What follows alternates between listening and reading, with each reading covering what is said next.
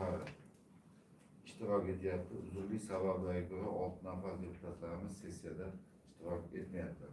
Sessiyada tuman sektor rahbarlari, hozir tumanimizda ichki ishlar boshlig'i yo'q, o'qishda. Shuning uchun bu kishi qatnashmayapti. Tumanda tashkilot rahbarlari qatnashyapti. Demak, siz 49-sessiyasini ochish to'g'risida qanday takliflar bor? Ochilsin degan taklif tushyapti. Boshqa taklif bo'lmasa, sessiyani ochiq degan deputatlarimiz qo'l ko'tarib munosabat bildirishlarini so'raymiz. Rahmat. Qarshilar, betaraflar yo'q. Hurmatli deputatlar, Xalq deputatlar tuman kengashi navbatdagi 49-sessiyasi ochiq deb e'lon qilaman. Hurmatli deputatlar, mahalliy hokimiyat to'g'risidagi O'zbekiston Respublikasi qonunining 17-moddasiga asosan sessiya kotibini saylab olishimiz kerak bo'ladi. Sessiya kotibiga kimning nomzodini tavsiya qilasiz? Men sessiya kotibiga 7-Sarikanda saylov okrugidan Sadirbek Ne'matjon Sadirjonovичni saylashni taklif qilaman. Mana Sadirbek Ne'matjonni sessiya kotibi qilib saylash to'g'risida taklif tushyapti. Boshqa takliflar yo'qmi? Yo'q. Roz deputatlarimiz qo'l ko'tarib munosabat bildirishlarini so'rayman. Rahmat. Qarshilar, betaraflar yo'q. Marhamat ro'yiga sessiya kotibi saylandi. Demak, bugungi sessiya kun tartibiga quyidagi masalalar ko'rib chiqish belgilangan. Birinchi, jinoyat ishlari bo'yicha So'x tumani sudini 2021-yil 12 oy davomida tumanda odil sudlovni amalga oshirish, fuqarolar huquqlari va erkinliklarini, shuningdek korxona muassasalari va tashkilotlar huquqlari hamda qonun bilan qo'llanilgan manfaatlarni himoya qilish borasida faoliyatlar to'g'risida hisobot. Keyingisi, tumanda odil sudlovni amalga oshirish, sudning mustaqilligini ta'minlash, fuqarolarni huquq va erkinliklar sud yo'li bilan ishonchli himoya qilish, aholining huquqiy ongi va madaniyatini oshirish bo'yicha Rishton tumanlararo sudi tomonidan 2021-yil davomida amalga oshirilgan ishlar to'g'risida. Keyingisi, fuqarolik ishlar bo'yicha So'x tumani sudining 2021-yil davomida faoliyat yuzasidan amalga oshirilgan ishlar to'g'risida hisobotli. 4-chi masala,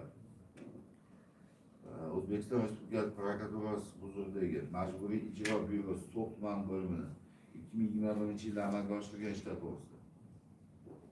5-chi, So'x tumanida 2021-yil davomida hududiy sektorlar va tashkilot rahbarlari tomonidan uyma-uy yurish, ijtimoiy va boshqa obyektlarni o'rganish orqali muammolarni aniqlash hamda hal qilinishi, murojaatlar bilan ishlash holati yuzasidan tuman xalq qabulxonasi mudiri axborot. 6-chi, Farg'ona viloyati So'x tumani O'zbekiston Respublikasi Bosh vazirining tadbirkorlar murojaatlarini ko'rib chiqish qabulxonasi tomonidan 2021-yil davomida amalga oshirilgan ishlar to'g'risida. 7-chi, mahalliy byudjet mablag'lari sarflanishida jamoatchilik ishtirokida ta'minlash hamda tuman hokimiyati mablag' ajratish to'g'risida 2022-yil 7-fevraldagi 29-11-159-F-22 farmoyishi tasdiqlash to'g'risida va 8-chi temir daftarga kiritish hamda chiqarish masalasi qo'yilgan. Mana bu farmoyishni tasdiqlashda ham moliya shirkatlari qilamiz.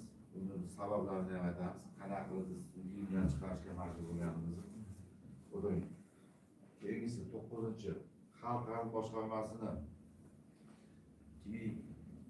2022-yil 7-fevraldagi 04-309 xatiga asosan 25-chi umumta'lim direktor tayinlash to'g'risidagi masala. 10-chi, Xalq deputatlar So'x kengashi xalqparvar komissiyasining ish rejasini tasdiqlash hamda xalqparvar komissiyasining raisini saylash to'g'risida bir masala kiritilgan. Taklif etilgan kun tartibiga qo'shimcha yoki o'zgartirish qilish qanday takliflar bor? Marhamat. Hurmatli rais, hurmatli deputatlar, bugungi masalalarni ko'pligini hisoblanib, vaqt ziqligini va masalamiz o'zi 12 ta bo'lib ketyapti. Shuning uchun men birinchisidan xalq qabulxonasi mudirining axboroti katta ob'emligi, unda to'rtta sektor rahbarlari hamda tashkilot va korxonalar rahbarlarining hisobot berishlarini qonun bilan tasdiqlanganini hisobga olib, ushbu masalalarni keyingi sessiyaga qoldirishni so'rayman. Bu birinchisi. Ikkinchisi, biz ko'p masalalarni kirgizganmiz, hisobot berishga barchalarga xabardor qilganmiz. Agar shu xabardor qilganlarimiz bo'lsa, shu sessiya ishida qatnashmayotgan bo'lsa, o'shalarni ham masalasini olib tashlashni kirgizmoqchiman. Uchinchisi, viloyat xalq ta'limi boshqarmasining xatlarini deputatlarning ishchi guruh va doimiy komissiyalar tomonidan boshqatdan ko'rib chiqib, borib tekshirish o'tkazib, o'sha ish joyida kollektiv bilan va bunga xalq ta'limi xodimlarini jalb qilgan holda, xalq ta'limi bo'limi xodimlarini jalb qilgan holda ko'rib chiqib, bu masala ham 3 ta masalani keyingi sessiyaga qoldirish taklifini kirgizmoqchiman. Agar shunga rozilar bo'lsa, rahmat. Demak, hurmatli deputatlar, mana maktablarga direktor qo'yish masalasi shunaqa bir sharmandachili holat bo'lyaptiki, avgustlarga borib to'polon qilgan. Mana u xalq ta'lim boshqarmasini eshikdagi borib olib, qachon xat berasan boshqa. Bunaqa ma'naviyati yo'q, saviyasiz odamlarni avval ko'rib chiqishimiz kerak. Bunaqa qanday qilib odam o'ziga o'zi lavozim qilish. Shuning uchun juda ham to'g'ri taklif o'ylayman, shu taklifni. Avval borib o'rganib chiqaylik, nimaga bitta nimalar qilsangiz hozir. Hatto kurash ketyapti, saniki maniki. Bu lavozim degani bu xalqqa xizmatkori degani. Bu lavozim bilan band bo'lib, hamma bilan urush qilib kim dars o'tadi? Ben xafa bo'lganim ayrim o'qituvchilar qaysi maktabdanlik bilmayman. 10 tasi boribdi. Dars kim o'tadi ular borgan? Unga siz hurmatli xalq ta'lim boshlig'i sizni ruxsatingiz birortasi ularga chiqishga borishga haqqi yo'q. Bu anglab hudud hisoblanadi. Boshda onu sizga nima qiladi? Men boraman shaqqa deydi. O'zimiz boraveramiz dars tashlab. Shuning uchun xalqparvar komissiyasini ham boshqasini ham ashuni ishlatamizda bu boribdi ko'rib chiqishimiz kerak. O'zi qanaqa bilan loyiqmi o'zi, kim o'zi ular? Nimaga shunchadan beri yoz tizib bo'lyapti? 25-maktabda mana deputatlar har kuni menga telefon qiladi, xafa bo'lib. Jang ketyapti hatto. Ular o'zi bu xususiy nima bas. Bu davlatni xalq ta'limi, bir xalq ta'limini kengash tuzilgan prezidentimizning qaroridan bugun viloyat hokimining qarori keldi. Bu bo'yicha kengashda raisi rahbar men hisoblanaman. Ben o'zim ham ko'rib chiqaman. Ta'lim tizimi So'x tumanida respublikada eng oxirgi o'rinda turibmiz. Kecha ham mana selektorda shu gap aytildi. Eng oxirgi. Lekin bizni bolalarda iqtidorli So'xli bolalar mana misol uchun kecha keldim 14-maktabda bolalar shunaqa rasmlar chizibdi. Og'zi ochilib qoladi. Bunaqa talantli bolalar. Shunaqa portretlar uchun buni alohida ko'rib chiqamiz. 5 kun, 6 kun bilmayman. Buni to'liq o'rganib, men sizga o'zi bera olmayman. Shu hidi chiqayotgan. Bu maktablar o'qitishni o'rniga bir-biri bilan kurashib, darslarni tekshirganingiz. Mana deputatlarimiz bor. Olmay yo'q. Bir borib, unga borib ko'rib chiqsinchi, nima degan gap bu unaqa? Demak, Cumay Astagani bergan takliflari 3 ta masalani chiqarib olaylik deyilyapti. Xalq o'sha qabulxonasini hisoboti va 4 ta sektorda beradigan hisobotlarni xalq ta'limi boshqarmasini xat kelgan 2 ta maktabga direktor qo'yish masalalarini keyin nimalar qo'yiladi. Yani taklif tushyapti. Shunga rozi deputatlarimiz ko'plarni nazorat etishini so'rayman. Rahmat. Qarshilar betaraflar yo'q. Shu o'rinda men aytib o'tishim kerak. Prezidentda gap bu. Najot maktabda ta'limda deyapti. Najot. Mana bunga alohida e'tibor berish so'rayman. Men deputat sifatida. Kecha mana shag'allashtiryapmiz. Qor yog'yapti. Tunda. Bittasi soqolma shuncha qo'yib qo'ygan. Kuntak bo'ldi, 22 yoshga bo'ldi. Bunda nima hisobdan qilyapsizlar? Bunaqa mol olib. Nima hisobdan qilyapsizlar?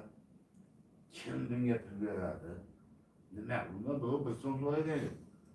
Ben gördüm loyiha ekan. Mana o deputatimiz mana rais loyiha ekan.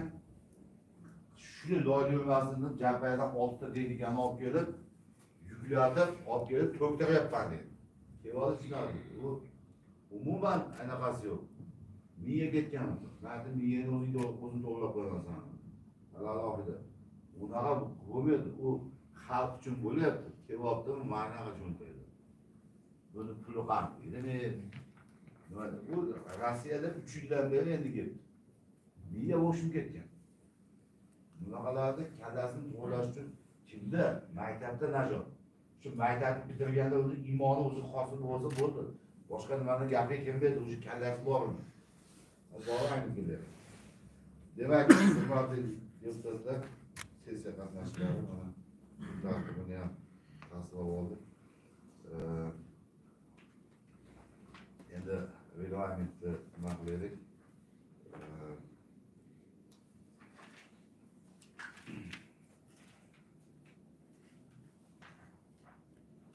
Sessiya kun tartibi masalalar bo'yicha axborotlar uchun 15 daqiqagacha, so'zga chiquvchilar 5 daqiqagacha, ma'lumot uchun 5 daqiqagacha, savol javoblar uchun 10 daqiqagacha vaqt berish taklif etilgan. Sessiya reglamenti bo'yicha boshqa takliflar bormi? Juda ham tez o'tkazishimiz, oz vaqtimiz yo'q, to'g'ri tushuninglar. Hozir 50 ta texnik kelyapti. Buni joylashtirishimiz kerak, neftga olib o'shaning uchun hali nimaga berilmasan, qisqa long vaqtda yetkazamiz. Sessiya reglamenti bo'yicha boshqa takliflar bo'lsa, rozilar deputatlarning ko'plari tasdiqlashadi. Rahmat. Qarshilar, betaraflar yo'q. Demak, birozdan tasdiqlantirilgan hurmatli sessiya ishtirokchilari, sessiya kun tartibiga maslahatga o'tishga o'tamiz. Jinoyat ishlar bo'yicha sud tuman sudining 2020 yil 12 oy davomida tumanda odil sudni amalga oshirish fuqarolarni huquqlar va erkinliklarini, shuningdek korxona muassasalari va tashkilotlar huquqlarini hamda qonun bilan qo'llanilgan manfaatlarni himoya qilish borasidagi faoliyat to'g'risida jinoyat ishlar bo'yicha sud tumani sudi raisi Sh. Ma'lumotov bormi? Assalomu alaykum. Farg'onada maslahat beradi. Siz fuqaro ishlar bo'yicha ham, jinoyat ishlar bo'yicha ham axborot topishdan. Deputatlarimiz rozi. E'tiroz bildiraman. O'zlari kelgusi sessiyada shu hisobotni berishni men taklifini beraman. Chunki men u kishiga aytadigan gaplarim bor. Men ham gaplarim bor. Ovoz qo'yamiz. Jinoyat ishlar bo'yicha So'x tuman sudi qatnashmayotgani uchun deputat Nishon tomonidan e'tiroz bildirilyapti. Buni ovozga qo'yamiz. Demak, bu kishi yo'lga inovatkori sessiyada bu kishiga ruxsat so'radik. Shunga rozilar bo'lib o'tasin. Demak, o'zlari kelib baqiradi. Albatta, sessiyani hurmati bo'lishi kerak. Deputat misol uchun har kuni chaqirilmayapti. Bu kishi hamma ishini tashlab qo'yishi kerak. Ben kelgach rais sifatida menga chiqish kerak edi. Menga chiqqanlari yo'q. Albatta, deputatlarni hurmati, ular xalq ovozi o'tirgan. Xalqning vakillari. Men kelgach rais sifatida misol uchun bularni mana shu bugungi nimasini qo'llab-quvvatlayman. O'zi kelib tushuntirsin buni. Shuning uchun so'radi bu nimani qoldiramiz. Shundan ikkinchi masalaga o'tamiz. Demak,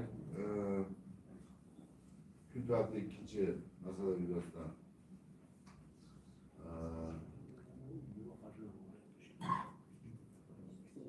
odil sudni amalga oshirish, sudni mustaqilligini ta'minlash, fuqarolar huquq va erkinliklari sud yo'li bilan ishonchli himoya qilish, aholining huquqiy ongini va madaniyatni oshirish bo'yicha Rishton tumanlararo iqtisodiy sud tomonidan 2020 yil davomida amalga oshirilgan ishlar bo'yicha so'zni Ergash Umumjon Hojimat o'g'liga berish kerak edi. Bormi?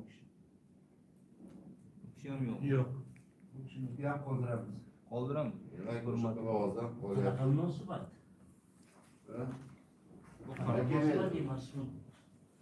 Degan mana bizni kengash tomonidan bitta xat chiqarib olsa bu nima bo'ladi? Bu hurmatsizlik. Hurmatsizlik emas, bu bitta narsani to'g'ri tushunish. Odil sud deganda biz yo'q. Odil biz xalqning vakillarimiz. Tushundim. Men fuqarolik ishlari bo'yicha sud raisi, mana shu yerdaman. Shu yerda binomiz, shu yerda o'tiramiz, shu yerda ish ko'ramiz. Iqtisodiy ishlar bo'yicha tumanlararo sudlarga biriktirilgan, Rishtonda tumanida joylashgan sud binosi. Mana shu yerga So'q tumani, Rishton tumani, 3ta tuman biriktirilgan. Shuning uchun Shuni rais shuni inobatga olib turib, bu yerda o'zi bersa bo'laveradi. Rishton tumani sudini binosi bu yerda joylashgani uchun bizga kengash yig'ilishi kecha xabar berildi. Ularga aytdik. Faqatgina bitta narsani tushunish kerak, u bir hafta oldin, 10 kun oldin o'zi ish ko'rishga ma'nisga ishtaydi dedi sudga. Shuning uchun shuni inobatga olib turib, bu safar keladigan bo'lishi mumkin. Uni hurmatsizlik yoki munosabatdan boshqacha tushunmaslik kerak. Faqat to'g'ri qabul qilishimiz kerak. Shuning uchun agar shuning uchun men aytgan edim, bizda hozir xabarlaring bor, sudlar bitta umumiy yurisdiksiya sudlari tashkil qilingan. Bu jinoyat sudi, iqtisodiy sud, fuqarolik sudlari bitta viloyat sudida umumiy yurisdiksiya sudlari nomlanadi, bitta viloyat sudi nomlanadi. Tumanlarda faqatgina alohida fuqarolik ishlari bo'yicha sud, alohida sudya, jinoyat ishlari bo'yicha sudda alohida sudya, ixtisoslashgan iqtisodiy sudlar bo'yicha alohida sudya. Biz hammamiz viloyatda bitta sud hisoblanamiz. Shuning uchun sud tizimidan sud vakili sifatida, sudya sifatida men shu yerdaligim uchun shu yerda qatnashishga kelganman. Agar ruxsat bersalar, jinoyat bo'yicha sud raisi alohida hisobot bersin. Qolgan mana sudga oid narsalarni siz o'zingizga so'z beramiz. tushunadi. Hamma rozimi? Endi hurmatli rais, iqtisodiy sud tumanlararo bo'lishi munosabati bilan o'sha iqtisodiy sud bilan ma'muriy sudni ikkovini bitta qilib hisobot bersa maqsadga muvofiq bo'ladi. Endi jinoyat ishlari bo'yicha sud alohida. Bu alohida bersa bo'ladi.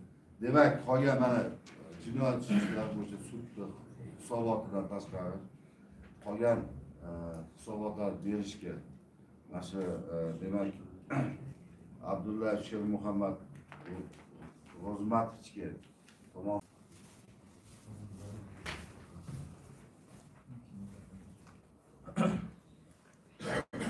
Assalomu alaykum, hurmatli kengash sessiya ishtirokchilari. 2017-yil 2021-yillarda O'zbekiston Respublikasini rivojlantirishning 5 ustuvor yo'nalishi bo'yicha harakat hal etish, fuqarolarning oddiy sudlarga to'sqinliksiz erishishini ta'minlash maqsadida fuqarolik ishlari bo'yicha So'q tumani 2021-yil davomidagi faoliyatining asosiy ustuvor yo'nalishlari bu. Demak, xabar 2021-yilning boshida O'zbekiston Respublikasi Prezidentining tashabbusi bilan shu So'q tumanida fuqarolik ishlari bo'yicha alohida sud tashkil qilindi. 2021-yilga qadar fuqarolik ishlari bo'yicha da'volar o'sha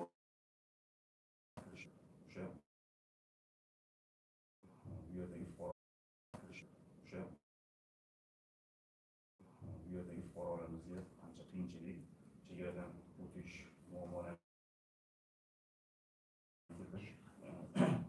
rahbariyati tashabbusi bilan So'q tumani alohida fuqarolik ishlari bo'yicha sudlar tashkil qilindi. Demak, yil davomida tomonidan ko'rib chiqilgan ishlar jami 730 sud tashkil qiladi. Ko'rib chiqilgan ishlar bo'yicha demak 572 ta da'vo tarafi 7 ta fuqarolik ishlari bo'yicha ish yuritish 82 da'vo esa ko'rmasdan qoldirildi. Demak, 2021-yil davomida sud tomonidan ko'rilgan ishlarning 509 tasi sayyor sud majlislarida ko'rilgan bo'lib, sayyor sud majlisida ko'rilgan ishlar jami hal qilingan ishlarga nisbatan 69.3% tashkil qiladi. Sud tomonidan ko'rib chiqilgan ishlarni tumanlar kesimida tahlil qilinganda, sud tomonidan ko'rib chiqilgan ishlarni tumanlar kesimida tahlil qilinganda, sud tomonidan jami ko'rilgan ishlarning 267 tasi yoki 36.3% So'q tumaniga to'g'ri keladi. Demak, So'q tumanida ko'rilgan ishlar bo'yicha 205 ta da'vo talabi qanoatlantirilgan, 45 ta da'vo talabi qanoatlantirishdan rad qilingan va 17 ta fuqarolik ishi bo'yicha ishlar ko'rilmasdan qoldirilgan. Bundan tashqari 2021-yil davomida sud tomonidan 209 ta ariza sud buyrug'i tartibida hal qilingan bo'lib, sud buyrug'i tartibida hal qilingan arizalar 52 xodimni ish haqi hisoblangan, lekin unga to'lanmaganligi haqidagi asoslantirilgan hujjatlar bilan ilova qilinganligi arizalar. Shu bilan birgalikda fuqarolarning soliq qarzdorligini undirish haqidagi arizalar o'sha buyruq tartibida ko'riladigan ishlar toifasiga kiradi. Shuning uchun biz bu axborotda alohida buyruq tartibidagi ishlarni ko'rsatdik. Demak, 2021 yil davomida fuqarolik ishlari bo'yicha Farg'ona sudining apellyatsiya va kassatsiya instansiyalarida fuqarolik ishlari bo'yicha So'x tuman sudining qarorlariga nisbatan keltirilgan apellyatsiya va kassatsiya tartibidagi shikoyatlar bo'yicha jami 16 ta fuqarolik ishi ko'rib chiqilgan. Ko'rib chiqilgan shikoyatlar bo'yicha fuqarolik ishlari bo'yicha So'x tuman sudining 11 ta hal qiluvchi qarori o'zgarishsiz qoldirilgan, 2 ta o'zgartirilgan, 3 ta qaror bekor qilinib, yangi hal qiluvchi qaror chiqarilgan.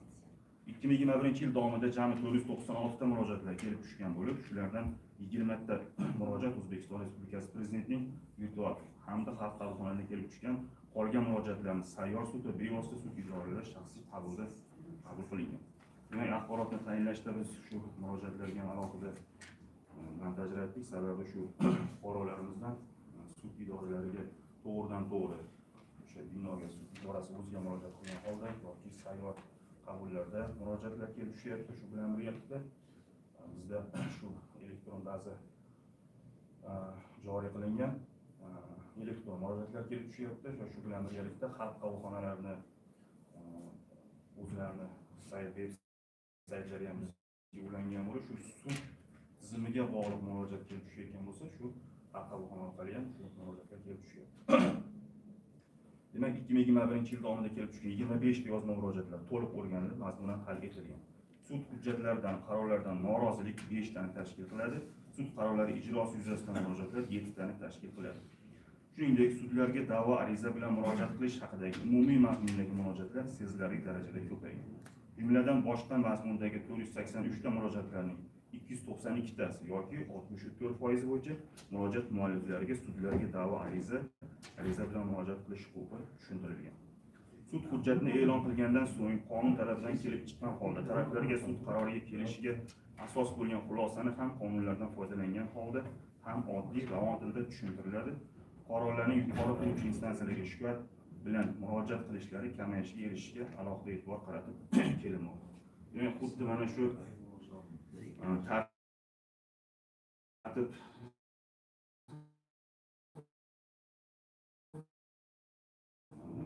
so'nggi yillarda o'sha ishni ko'rgandan keyin hal qiluvchi qarorni o'qib eshittirgandan keyin nima sababdan shu hal qiluvchi qarori shunaqa to'xtamga kelganligini o'sha taraflarga tushuntiradi. Ana shu tushuntirishda shu qaysi qonunlarga asoslanganligi yoki o'sha tarafni taqdim qilgan hujjatlari qonuniy emasligi, bunga baho berilganligi barchasini tushuntirganligi sababli o'sha apellyatsiya, kassatsiya yuqori turuvchi sudlarga shikoyat qilishda oldingi yillarga nisbatan kamayishiga erishildi. Umuman sud tizimida. Demak, jismoniy yuridik shaxslarning bevosita sudlarga qilgan og'zaki murojaatlari tahlil qilinganda hisobot davrida kelib tushgan og'zaki murojaatlar 475 dan tashkil qiladi. Barcha murojaatlar huquqiy tushuntirish berish orqali mazmunan hal qilingan. Sudlarga ko'proq murojaatlar kelib tushadi. Mana shu sudni hujjatidan norozi bo'lishi mumkin yoki o'sha sudga chiqargan hal qiluvchi qaroridan norozi bo'lishi mumkin. Biz faqatgina u murojaatga huquqiy tushuntirish berib, ya'ni o'sha qaysi instansiyani sudini hujjatidan agarda norozi bo'ladigan bo'lsa, shu yuqori turuvchi instansiyaga shikoyat yoki apellyatsiya tarafidagi ariza bilan murojaat qilish huquqi tushuntirish bilan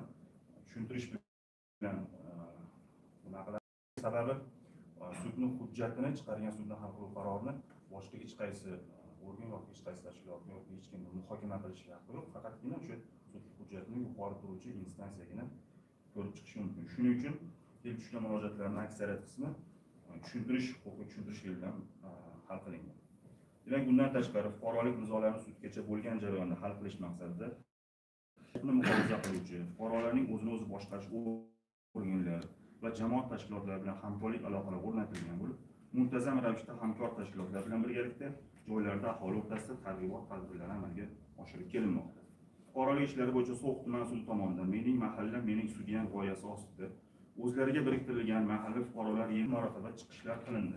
40 marotaba ochiq muloqotlar o'tkazib, shundan kelib chiqib nikohdan ajralishni oldini olish, jamiyatda sog'lom turmush tarzini shakllantirish, aholining huquqiy ongi va madaniyatini yuksaltirish hamda o'sib kelayotgan yosh avlodni yetim bo'lib qolishini oldini olish, ularni ona vatanga bo'lgan muhabbat ruhida tarbiyalash maqsadida sudlar, mahalla va oilani qo'llab-quvvatlash bo'limlari hamda fuqarolarning o'zini o'zi boshqarish organlari bilan hamkorlikda olib borilayotgan ishlarning samaradorligini oshirish, bunda joylarda xalq bilan ochiq muloqot shaklida o'tkazilayotgan tadbirlarning ta'sirchanligini oshirish, ajrashish arafasida turgan oilalarni yarashtirish choralarini ko'rish hamda nikohdan ajratish haqidagi ishlar bo'yicha sayyor sud majlislarini yanada jadallashtirish maqsadga muvofiq deb hisoblaydi.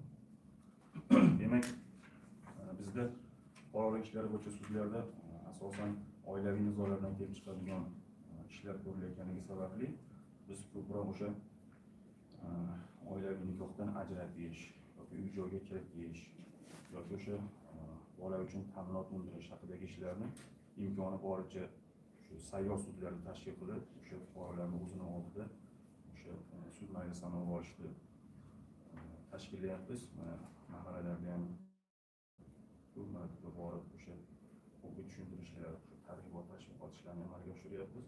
O'sha bizning eng og'riqli nuqtamiz shu nikohdan ajratish, oilani nikohda barbod bo'lishga olib keladigan omillarni oldini olish, shu oilani saqlab qolish, asosan oilaning muqaddasligi, oilani davlat himoyasida ekanligini shu fuqarolarimizga, oilarimizga tushuntirish maqsadimiz bo'lyapti. Shu kelgan odamga ham nikohdan ajratish bilan da'voza bilan keladimi yoki boshqa oilaviy nizo bilan keladimi, imkoni boricha birinchi navbatda o'sha nizoni sudgacha hal qilish yo'llarini tushuntirib, sudgacha qandaydir bir kelishuv yo'li bilan shu nizoni hal qilishda tushuntirishga harakat qilyapmiz, tushuntiryapmiz. Sababi bu har qanday nizoni, har qanday kelishmovchilikni qonunda yechimi bor, qonun ko'rsatgan, lekin bu qonundagi yechimdan qaysidir taraf albatta norozi bo'lyapti.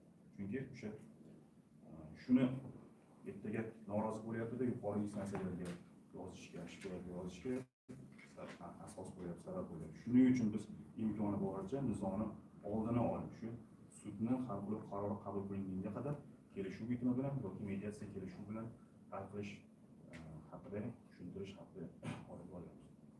Endi agarda bizda ham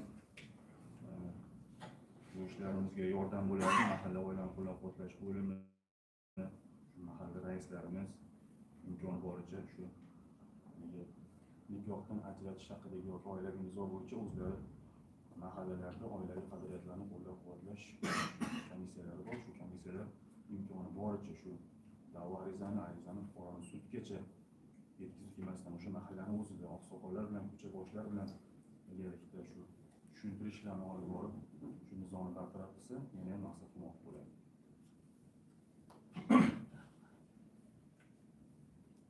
Fuqarolik ishlari bo'yicha axborotimiz shundan iborat. Agarda qo'shimcha savollar bo'lsa.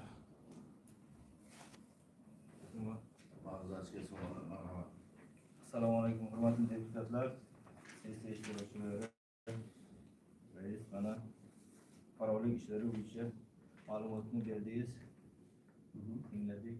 Bitta men sizga e'tirozim bor. Shu qaror chiqarishda, uyga kiritish haqida qaror chiqarishda o'sha okrugdagi deputati bor, hali aytib o'tdingiz, raisi bor. O'shalarni jalb qilgan holda o'sha qarorni chiqaringlar. Birinchi, mana okrugimda Qurbonov Rafatxon degan qizimiz bor edi. Birinchi turmushidan shu Ravondan chiqqan. Bizga bor birinchi arizasini rad etilgan. Farg'onada sud bo'lgan, uyga kiritish haqidagi arizasini rad etilgan. Ikkinchi marotaba shu So'x tumanida uyga kiritilgan. Uy vaholanki eriga rasmiylashtirilmagan, eriniki emas, nima, qaynisiniki ekan. Uyga kirgizyapsizlar, bu yoqda kundoshi bor, eri kundosh bilan ikkita bolasi bilan yashayapti. Xuddi olovga tashyapsizlar, janjal chiqaryapti. O'tgan yili Hazrati Ali mefiyda umuman jinoyat bo'lmagan. O'sha uyga kiritish orqali to'rtta jinoyat beryapti. Kundoshi bilan janjallashyapti, eri bilan janjallashyapti. Har kuni hozir ham janjal. Har kuni ertalab uyga kirib men kelaman. Shu bitta qarorning orqasida. Mana farzandim ham o'zim ham shu nimada aytaman. 2 marta xizmat nimadan chiqqan, alimentni olib tinchgina uyimda yotibdi. Men uyga olib kirib, o'sha yerda urishtirib, nima keragi bor u ko'ngilga o'g'ri men yer olaman, nima qilaman deb vaziyatni buzib hamma yoqda nima qilib, yana mana viloyat hokimimiz qo'shma sessiyada O'zbekiston bo'yicha Ferganskiy dalini birinchi o'rinda jinoyat bo'yicha. O'ta og'ir ham bizda, yengil ham bizda, hammasi bizda. Bitta jo'jaga ham jinoyat deli ochildi deb bu endi shu qaror chiqarishda. O'sha qaror chiqaryapti, o'sha deputati bor, baraka topib, imom xatibi bor, mahalla raisi bor, chaqirib turib mana bu yerga kirgizsak nima bo'ladi? Jamoatchilik fikri deyapti mutropolitenda. O'shalarni inobatga olinglar. Borsak sizlarga kirishga ham nima dostimiz yo'q-da bizlar deputatlar. Telefon bilan kirsak telefonimizni olib berib, biz nima qilamiz u yoqqa borib, sudga borib. Telefon bilan kirib deputat nima qiladi? Bu sizni pastavka qiladi. Shu xalqni vakili borib o'tiradi. O'shalarni ham bir dostini bir ko'rib chiqinglar. Ikkinchi masalan shu Zayloyeva Ravzaxon degan opamiz bor bizlarda, temir daftarda turadi. Men telefon bilan siz bilan gaplashganman, ha. O'sha orasida ikkinchi marotaba o'g'lini mana shu sentrda pichoqlab nima qilib ketgan, o'g'limdan o'tgan bitta shu o'g'il boquvchisi bor edi. Ikkinchisida u da'vo ariza kiritgan. Moddiy nimamni qoplash maqsadida. O'shanda endi hukumat ma'naviy zarar u yozyaptiki, men 100 million mana shuncha zarar qildim. Siz bilan telefonda gaplashdim yo boshqa jinoiy nima bo'yicha gaplashdimmi? Shuni kamaytirib berish. Men farzandimni men 1 milliard deyishim mumkin farzandim. Chunki meni boqadi u. Ertaroq mumkin hokim bo'lishi mumkin, mumkin prezident bo'lishi mumkin. Agar o'lmaganida o'sha bo'ladi. 100 million deyapti. Suvdan telefon qilib siz menga aytyapsiz-ku, mana shunaqa. Buni kamaytirib ber. Qanaqasiga kamaytirib beradi? U fikrini beradi u. U haq demokratik davlatda yashayapmiz.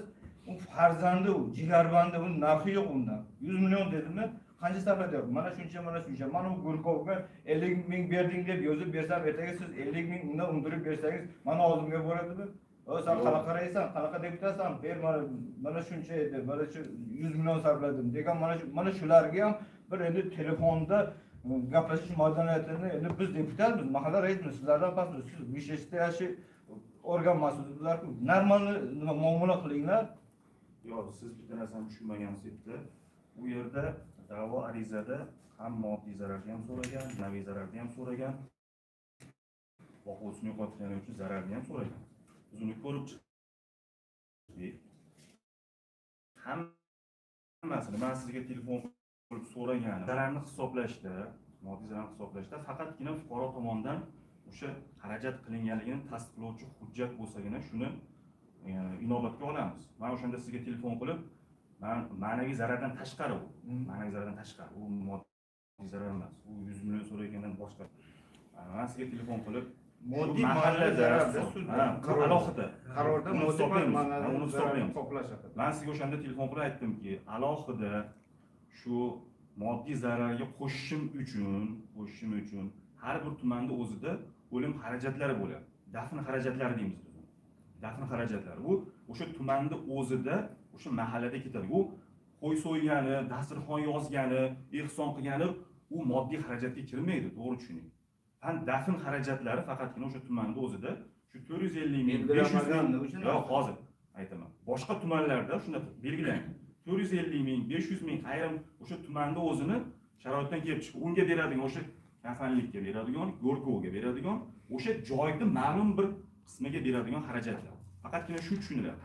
Men sizga ma'naviy zarardan tashqari shuni shu haqdagi ma'lumotni siz tasdiqlab bersiz, shu ham qo'shimcha bo'lib qoladi deb unga shu mazmunda sizga aytgan. Moddiy ma'naviy endi 100 million deb men yozib bergan. Ko'rib chiqdik. Bu ishni ko'rib 40 million beribdi o'ylayapti. Ha, ana. Keyin men uni har oyda boquvchini yo'qotganligi uchun o'sha qonunda belgilangan miqdordagi har oyda to'lanadigan, u vafot etgungacha pensiyasidan tashqari, boshqasidan tashqari har oyda to'lanadigan pullarni summani ham miqdorini belgilab berdik. Moddiy zararni belgilab berdik, ma'naviy zararni belgilab berdik. Ma'naviy zarariga bizni qarorimizga ma'naviy zarar qismiga umuman qarordan shikoyat bo'lib, norozi bo'lib shikoyat berganda, viloyat sudida o'sha boshqa qismlari o'zgarmadi, faqatgina ma'naviy zarar qismini 30 million qilib undirib berdi. Chunki ma'naviy zararni hisoblash shundayki, ma'naviy zarar o'sha yetkazilgan harakat natijasida shaxsni ruhiy, jismoniy, ma'naviy azobladi. Uni endi kimdir qaysidir darajada talqin qilish mumkin. Yevropada Qaysidir darajada talqin qilish $100,000 mumkin. ham oladi. Ha, u boshqa davlatlar qonunchiligi ma'naviy zararni yuqori quyi qismi belgilab qo'yilgan. Bizning qonunchiligimizda unaqa emas. Moddiy zararni tumanimizda belgilanmagan. Misol uchun mana muhtaram birinchi prezidentimiz Islom Abdug'aniyevichni Samarqandga olib dafn etdiga milliard pul ketdi. Bu belgilanmagan. Bir shaxsga viloyat hokimi misol uchun prezident boshqa hamma shaxslar bu belgilanmagan. O'shaning uchun o'zidan kelib turib o'ldirdim o'shani o'sha aytyapti. Mana qizim bor, mana shu odam yig'lab bu yoqqa boradi. U menga na qarindosh bilan mani fuqaroyim. Hazrat Ali Malla rais Muzaffar shu fuqaroyim. Menga murojaat qilyapti, moqchi 100 million keyinchalik o'shani navbatga oling. Mana shu ikkita masalani shunaqa ilon bo'lmasin. Farzandimiz o'ldi, guruhga bo'lib obodonlashtirishga bo'lib 60 ming nima qiladi? 60 ming undirib bersangiz qanaqa bo'ladi? O'zingizning o'g'lingizni. Undan tashqari demoqchimansiz. U yo'q, bir martaga 10 million ajratilganlardan tashqari. Shuni aytyapman, keyinchalik mana shuni inobatga olgan holda nima qiling? Yo'q, biz ham to'g'ri tushuninglarda qaror qilgan qarorimiz yuqori instansiyalarda yoki o'sha viloyat sudlarida muhokama bo'ladida. Sal bu yerda ham shunday bo'lishi kerakki, sud qarori ham qonuniy, ham shu bilan birga adolatli bo'lishi. O'sha adolat chunki bizda fuqarolik ishlari bo'yicha sudlarda taraflar qatnashadi, to'g'ri tushuning. Agar Zayloyevani qarshi tomoni ham turibdi, bu tomon. Qarshi tomon faqat buni manfaatini o'ylasak, bu tomonga ham manfaat. Demak, adolat O'shaning uchun aytyapman, imkoni boricha shu biz ham qonuniy, ham adolatli qaror qabul qilishga harakat qilyapmiz. Qoldirganda men hech narsa aytmasdim. Prosta shu siz qoldirgan nima 50 millionga chiqardi Farg'onaga. Rahmat. Men sizni tushundim. Inobatga oldi o'sha ayol. Ertaga o'g'rilik qilmaydi, bir jinoyat qilmaydi. Jinoyat nimada kelib chiqadi? O'sha yo'qchilikdan. O'g'li o'ldirgan bo'lsa, bitta qizini erga bermasa, ayol nima qiladi? Borib o'g'rilik qiladi. Bir jinoyatga qo'l uradi-da. O'shaning uchun qaror chiqarayotganda odil qaror chiqaringlar.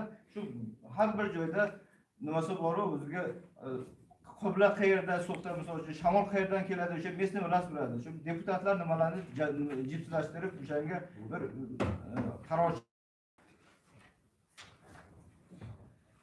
savol bor edi.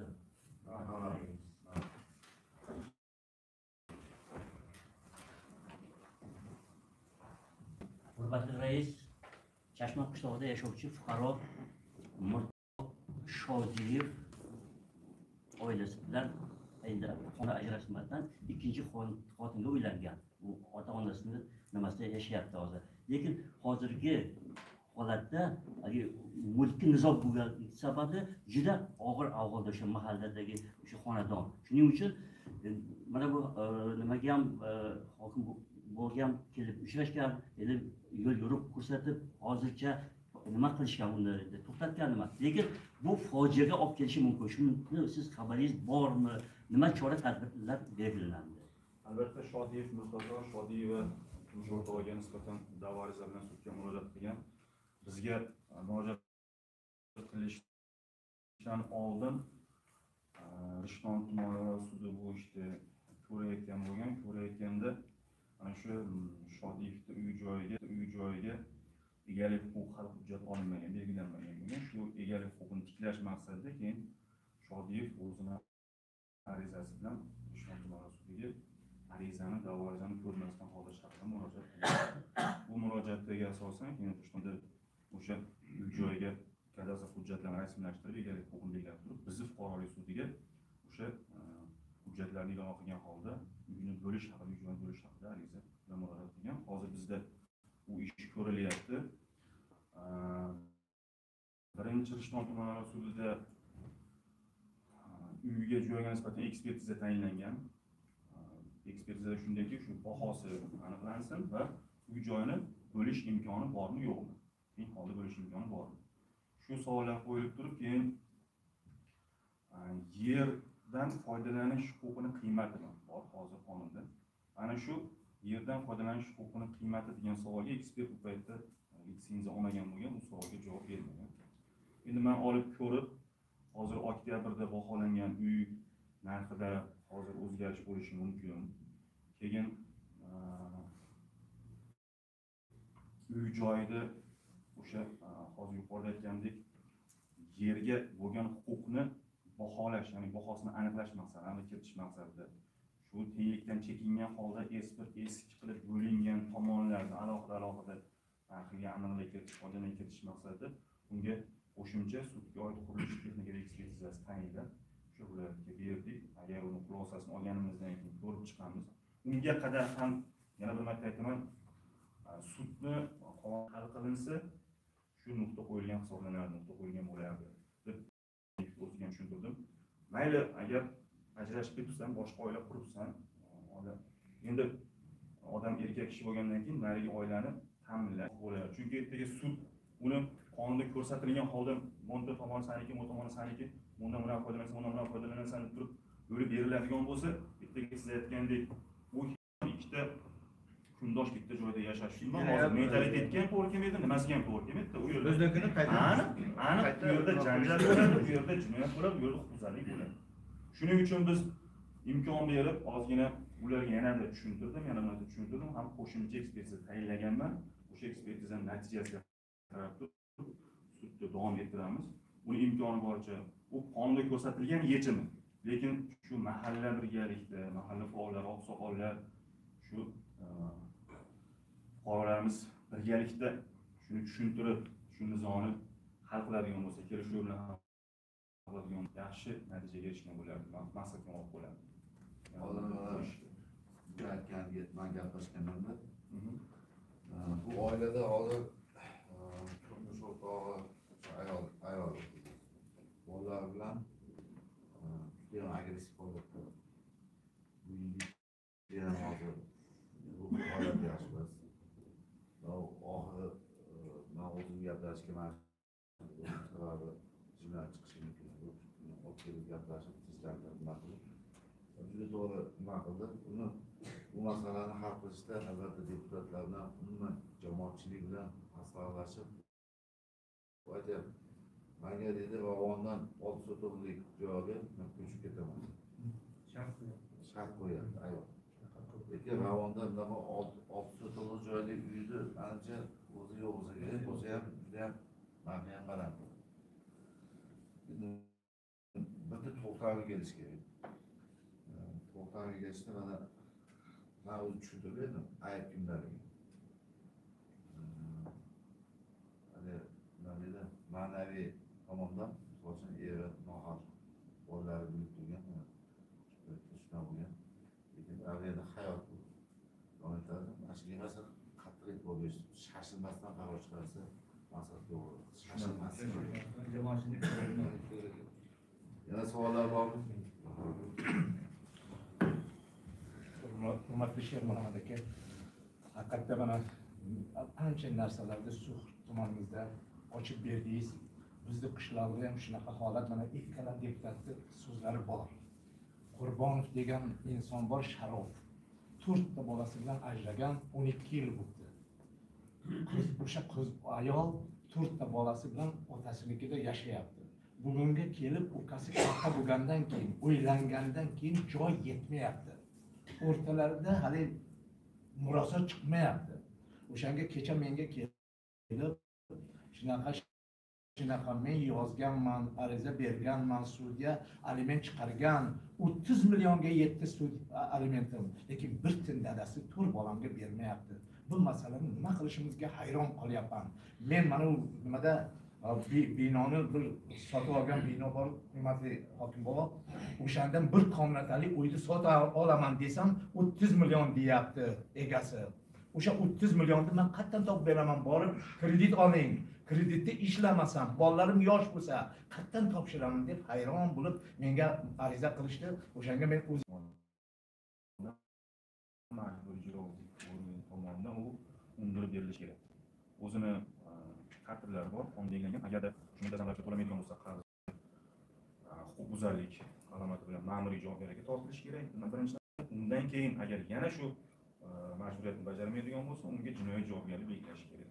Ana shu holatlar bo'yicha hozirgi ijtimoiy tarmoqda ham ko'p eshityapmiz, televideniyada ko'p eshityapmiz. Ana xuddi shunaqa oddiy ta'minotdan bo'yin tovlagan qarzdorlar ko'payib ketgan. Shu kimdir o'sha qarzini uzib qutulyapti, kimdir uy berib qutulyapti, joy berib qutulyapti. Agarda shu holat bo'yicha Majburiy ijro byurosi bilan hujjatlarni o'rganib, o'sha ijro jarayoni qay darajada ketyapti? O'sha agar haqiqatan ham qarzdorlik ko'payib ketgan bo'lsa yoki bo'yin tovlayotgan bo'lsa, uni qonunda belgilangan chorasini ko'rilsa, maqsadga muvofiq bo'ladi. Qonunda shuni bitta narsani tushunish kerakki, farzandga aliment ta'minot undirish voyaga yetgungacha ta'minot undirish majburiyati bor ota-onada. Lekin uni uy joy bilan ta'minlash, mulk bilan ta'minlash degan joy yo'qda. Biz uyga kiritish haqidagi qarorlarni nima uchun imkoni boricha qanoat qilyapmiz? Sababi oila tiklanib ketsin. Oilani saqlab qolaylik. Shu ikkita voyaga yetmagan bolasi bor, go'dagi bor. O'sha ota-onasi uyida hech kim turmushga chiqqandan keyin qaytib kelsa ota-onaning uyiga baribir sig'maydi-da. U yerda ham qandaydir bir kelishmovchilik keltirib chiqaradi. Chunki o'ziga yarasha u yerda ham kelin bor, o'ziga yarasha nabiralar bor, bir-biri bilan talashadi yoki bir bilan kelishmovchilik bo'ladi. Haligi sabab nizoni orqasidan nizo kelib chiqaveradi. Shuning uchun biz inobatga olib shu uyga kiritish masalasini, uy joy kiritish masalasini siz aytyapsiz, haqiqatan ham to'g'ri. Mulkdorning huquqi bor, boshqasi bor. Uylanganda o'zi ana shu tomonni inobatga olib turib biz uyga kiritishdi. Ertaga oilasi tiklanib ketsin, shu orqasidan nizo kelib chiqmasin degan maqsadda shu maqsadda ko'rib chiqyapmiz. Imkoni boricha biz haqiqatda shuni tushuntiraylik odamlarga. Keyin bu yerda bu tuman mentalitetdan kelib chiqib yana bitta narsa, agarda qonuniy nikoh qonuniy rasmiylashtirilgandagina huquqiy ahamiyatga ega bo'ladi. Er-xotin sifatida.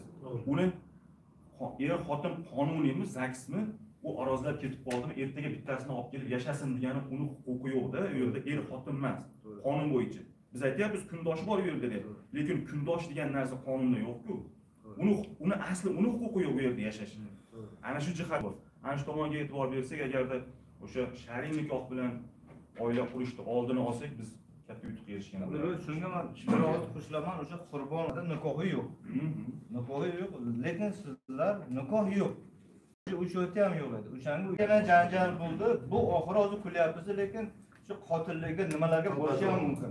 Shuning uchun oxiri buni oldini olish maqsadida siz qarorni o'zgartirishga bir da'vo ariza kiritish kerakmi hokimiyat yo mahallami bir iloji bormi? Shunga nima desangiz, kecha ko'rdim o'sha Qahramonning to'ng'ich o'g'li maktabni bitirgan, maktabni titrab turdi. Nima qilib? Men videosini tashlayman Telegramga. Kirmasin meni uyimga rayvat deb dod gapirdi. O'zimni o'ldiraman deb. Zo'rroq pichoqni qo'ldan tortib oldim-da. U jinoyatga boradi, qotillikka boradi. Endi biz bu yerda rais bor, nima bor, hammasi bo'lib turib sizlarning qaroringizga taqalyapti-da. O'sha qaror bo'lmaganda o'sha jinoyat bo'lmasdi. Alimentini olib yuraverardi o'sha qurbonlar rag'bat bo'lib. Mavzu aytyapsiz, siz o'zingiz aytyapsiz, huquqi yo'q deb. Qo'lida yo'q, hujjati yo'q. Zagsdan o'tganligi haqida nikohi yo'q. Birinchi turmushida ikkita farzandi bor Qahramonda. Unda bor, xotini rahmatli o'tib ketgan, majbur shunga uylangan. Bunda uylangandan keyin nikohdan o'tmagan ikkita farzandi bo'lishgan. Bu qurbonlar rafatning birinchi turmushidan ham nikohi yo'q ekan, bitta farzandi bor. O'shalarni kelib chiqishini inobatga olib qaror chiqaringlar, shu qarorga o'zgartirish kiritishning iloji bormi, yo'qmi? Yo'q, qonun kuchda turgan har xil qarorga o'zgartirish kiritilmaydi. Faqat bu qarorni nisbatan shikoyat yuqori inson.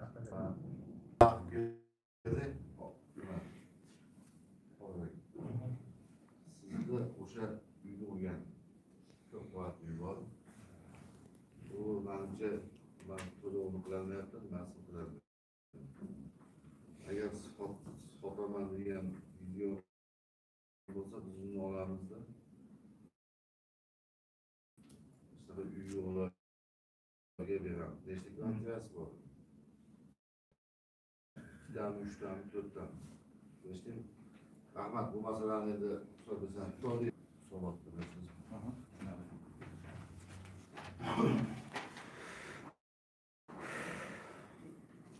Yuqorida aytib o'tdim, iqtisodiy ishlar bo'yicha sudlar bizda Rishton tumanida joylashgan, Rishton tumanlararo sudi deb nomlanadi. Chunki bir nechta tumanlar o'sha sudga birlashtirilgan, jumladan So'xda ham iqtisodiy ishlar nizolar, o'sha iqtisodiy ishlar bo'yicha Rishton tumanlararo sudi ko'rib chiqiladi. iqtisodiy ishlar shu fuqarolik ishlardan farqli jihati faqatgina ishtirokchilarda, taraflarda hisoblanadi. Ikkita taraf nizo kelib chiqqan ikkita taraf yuridik shaxs, ya'ni korxona, tashkilot yoki muassasa, yuridik shaxs maqomiga ega bo'lgan shaxs o'rtasida kelib chiqqan nizo iqtisodiy sudlarda ko'rib chiqiladi. Rishton tumani iqtisodiy sudiga 2020 yilning yakunlangan 12 oy davomida jami 1398 ta, shundan 17 tasi sud buyrug'i, o'tgan yili 865 ta bo'lgan, 533 taga ko'paygan. Soddalashtirilgan tartibda ko'rilgan iqtisodiy ishlar 34 ta da'vo arizalari kelib tushgan. Mazkur arizalarning 777 tasi sayyor sud majlisida ko'rib hal etilgan. Sayyor sudlarda ko'rilgan ishlar jami ko'rilgan ishlarga nisbatan 55.6% ni tashkil etadi. Biz axborotga sayyor sudda alohida kiritganimiz sababi o'sha Oliy sudni ko'rsatmasi bilan shu kelib chiqadigan nizolarni oldini olish, fuqarolarning o'rtasidagi shu sud jarayonini imkoni boricha sayyor sudlarda, shu mahalliy fuqarolar yig'inida, o'sha aholi ko'p joylashgan hududlarda sayyor shaklda o'tkazish nazarda tutilganligi uchun har bir sudga kamida 30% ishlarni sayyor sud majlisida ko'rish tavsiya qilingan. Shuning uchun alohida axborotga shu nechi foizini sayyor sudda ko'rganligi kelib qo'yilgan. Demak, ko'rilgan ishlarning 737 tasi fuqarolik huquqiy munosabatlardan kelib chiqqan nizolarni, 526 tasi ma'muriy huquqiy munosabatlardan kelib chiqqan nizolar, 120 tasi esa xo'jalik yurituv subyektlarining bankrotlikka oid, 7 tasi korporativ munosabatlarga oid nizolar tashkil etadi. Demak, endi bevosita So'x tumani bo'yicha kiritilgan da'vo ariza bo'yicha gapiradigan bo'lsam, demak, So'x tumani yuzasidan 40 ta, o'tgan yil demak 23 ta bo'lgan ekan, bu yil 17 taga ko'paygan da'vo ariza kelib tushgan. Kelib tushgan arizalarning 2 tasi demak ko'rmasdan qoldirilgan, 6 tasi qaytarilgan, 16 ta da'vo ariza to'liq qanoatlantirilgan, 7 tasi qisman qanoatlantirilgan. Demak, 8 ta da'vo ariza shuni qanoatlantirish etilgan. Demak, da'vo 13 ta banklardagi hisob varaqlari bo'yicha operatsiyalarni to'xtatib qo'yish, o'tgan yil bunday holat bitta bo'lgan ekan. 2 tasi bankrot deb e'tirof etish yuzasidan, 9 tasi kredit shartnomasi yuzasidan, bitta ijara shartnomasidan, 4 ta investitsion nizolar yuzasidan, bitta kommunal xizmat ko'rsatish shartnomasi yuzasidan. Demak, 5 ta moliyaviy jarima qo'llash hamda boshqa shartnomalar hamda boshqa asoslar yuzasidan kelib chiqqan nizolarni tashkil etadi. Demak, sud amaliyoti va statistikasining tahlili shuni ko'rsatyaptiki, fuqarolik huquqiy munosabatlardan kelib chiqadigan nizolar aksariyat hollarda shartnoma intizomini buzish, ya'ni yetkazib berilgan tovarlar, xizmatlar va bajarilgan ishlar haqini to'lamaslik, shuningdek tovarlar, xizmatlar va ishlarni bajarishni yetkazib bermaslikdan kelib chiqmoqda. Demak, taqdim qilingan da'vo arizalari jami 151.4.665.000 so'm undirish to'g'risida bo'lib, sud tomonidan demak 1.181.530 so'm undirish belgilangan. Sud tomonidan ishni ko'rib chiqish natijasi bo'yicha javobgarlardan jami 29.537.510 so'm davlat boji undirish belgilangan. Shuningdek, sud tomonidan murojaatlar bilan ishlash yuzasidan amalga oshirilgan ishlar yuzasidan ham qancha ma'lumot bermoqchiman. Hisobot davrida jami shu murojaatlarga o'z vaqtida og'zaki hamda yozma shaklda javob qaytarilgan. Murojaat qiluvchilar, jumladan davlat tashkilotlari xodimlarining moddiy hamda protsessual huquq normalarini, oddiy bazaviy asoslarni yetarli darajada bilmasligi, hech qanday tayyorgarliksiz nizoga doir hujjatlarni uyida yoki ish joyida qoldirib kelishlar. Ayrim holatlarda esa tegishli ravishda xabardor etilgan bo'lsalarda uzrsiz sabablar bilan sud majlisiga kelmaslik muhokamasini qoldirishga olib kelmoqda. Demak, iqtisodiy ishlarda, sudlarda asosan huquqshunoslar qatnashadi. O'sha korxonani yoki tashkilotni huquqshunos bo'lsa, yurist bo'lsa, yurist ham huquqlashga erishadi. Qaror ko'rish jarayonida ishtirok etish bilan bog'liq vaqtlari va mablag'larni tejaydi. Shu bilan birga davlat bojini to'lash va sud chiqimlari bilan bog'liq xarajatlar oldi olinadi va eng muhimi shartnomaviy munosabat ishtirokchilari o'rtasidagi ishonch va hamkorlik mustahkamlanadi hamda kelajakda hamkorlikni yanada rivojlantirishga sharoit yaratiladi. Demak, iqtisodiy ishlarda ko'riladigan da'volarni o'sha shartnomaviy munosabatlardan kelib chiqadigan davlat boji bor, qonunda belgilangan. O'sha davlat boji shartnomadagi shartnomaning summasini foizdan kelib chiqqanda juda yuqori tarafga og'irlik, ya'ni o'zi iqtisodiy ahvoli yomonlashtirgan korxona tashkiloti yana battar iqtisodiy ahvolga ta'sir qiladi. Shuni inobatga olgan holda shu fikrda biz doimo yana bir marta shu iqtisodiy bilan ishni sud muhokamasi, ya'ni sudgacha hal qilish, o'sha mediatsiya tartib-qonullari asosida hal qilish, o'sha taraflarni o'zi qilishda foydali bo'lishi uchun.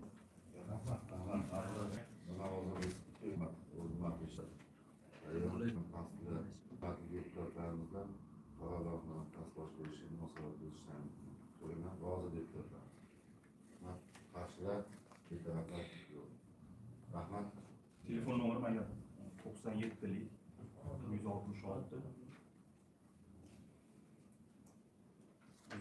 1770 97'lik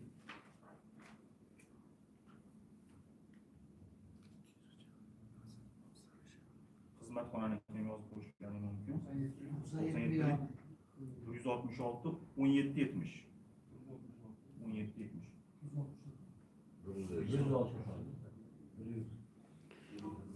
73'li xonaniki 462 54 49 xizmatxonani. 462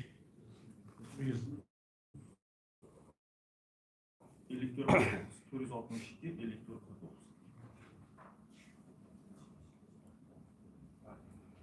Biz doim shu yerdamiz, fuqarolik ishlari bo'yicha qanday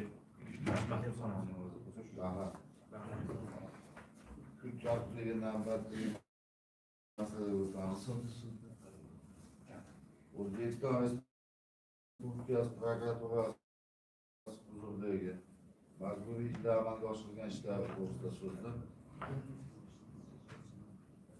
O'zbekiston bosh prokuraturasi huzuridagi majburiy ijro byurosi tuman bo'lim boshlig'i Shodib Zafarjon bormi? Taklif qilganmiz, lekin kemat ish bo'yicha bo'lgan qarorni qoldiramiz. Qoldirib keskin Xat beramiz. Munosabat Viloyat boshqarmasiga xat beramiz. keyingi masalaga o'tamiz. Hurmatli deputatlar, hurmatli sessiya qatnashchilari,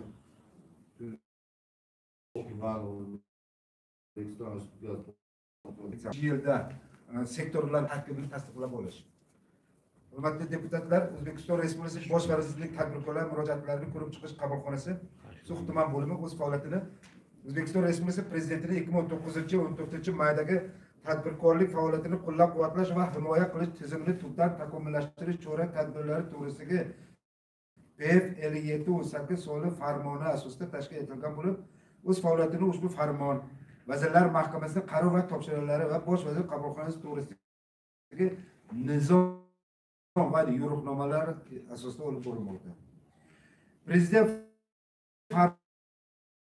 farmoni 6-bandida Qoraqalpog'iston Respublikasi viloyatlar, Toshkent shahri, tumanlar va shaharlardagi sektorlar va hududiy tashkilotlar rahbarlarining tadbirkor huquqlari va qonuniy manfaatlarini ta'minlash bo'yicha faoliyati to'g'risidagi axborotda mazkur tashkilotlar rahbarlarining suhbatlarini eshitdi deb ko'rsatib o'tilgan.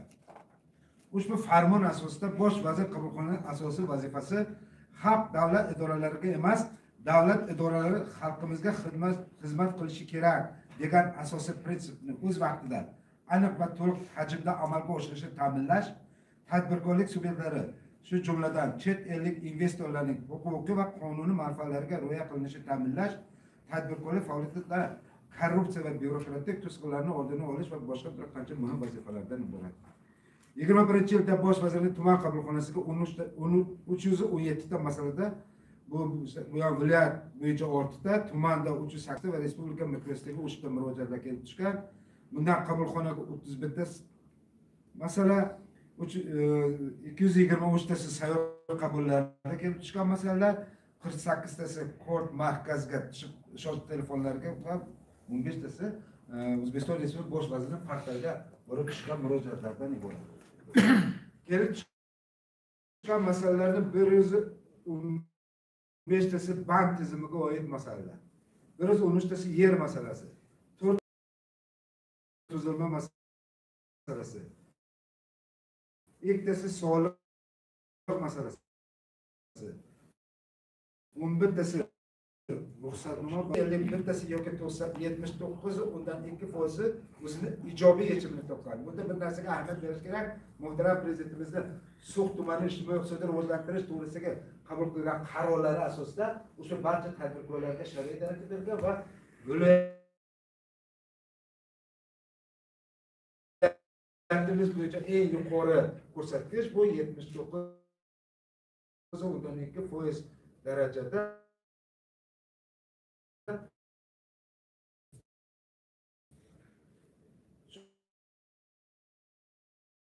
Shunda 21-yil davomida yosh tadbirkorlar tomonidan 107 tadbirkorlar yagona interaktiv portalga kelib tushib, bu respublika miqyosida bosh vazir qabulxonalari miqyosida kotibiyat tomonidan bosh vazirni kotibiyat tomonidan bu xatga murojaat. Ushbu yilda tadbirkor ayollar tomonidan 130 ta murojaat kelib chiqqan bo'lib, 124 tasi o'zini yechimini topgan va natijada 176 ta yangi ish o'rinlari tashkil etilgan. Endi tadbirkorlarga eng zarur narsa tadbirkorlarni ko'p joylarda xursandchiligiga ham sababchi bo'lgan, ularni e'tiroziga ham sababchi bo'lgan bu yagona bir masala bank kreditlari masalasi. Tuman Agrobanki tomonidan yil davomida 21-yilda 581 ta jismoniy va yuridik shaxslarga 13 milliard 491 million so'm kredit ajratildi. Shundan kichik biznes subyektlari loyihalarini moliyaviy qo'llab-quvvatlash uchun 583 ta tadbirkorlik subyektlariga 13 milliard 194 million so'm kredit yo'naltirildi. Oilaviy tadbirkorlarning qo'llab-quvvatlash dasturlari doirasida joriy yil mobaynida 569 ta aholi va tadbirkorlik subyektlariga 6 milliard 603 million so'm kredit mablag'i ajratib berilgan. Bu Agrobank tomonidan. Xalq banki tomonidan 465 ta jismoniy va yuridik shaxslarga jami 8 milliard 967 million so'm kredit ajratib berilgan. Shundan kichik biznes subyektlari loyihalarini moliyaviy qo'llab-quvvatlash uchun 21 ta tadbirkorlik subyektlariga 5 milliard 879 million so'm kredit ajratib berilgan. Oilaviy tadbirkorlikni qo'llab-quvvatlash dasturlari doirasida joriy yil mobaynida 486 ta aholi va tadbirkorlik subyektlariga 14 milliard 846 million so'm kredit mablag' ajratib berilgan.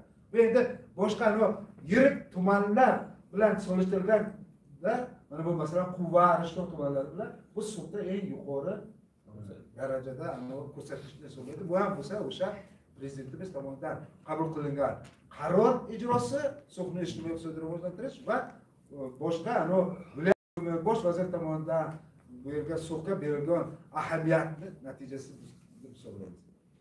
Tuman mikrokredit banki tomonidan 134 ta jismoniy va yuridik shaxslarga 4 milliard 552 million so'm kredit ajratib berilgan.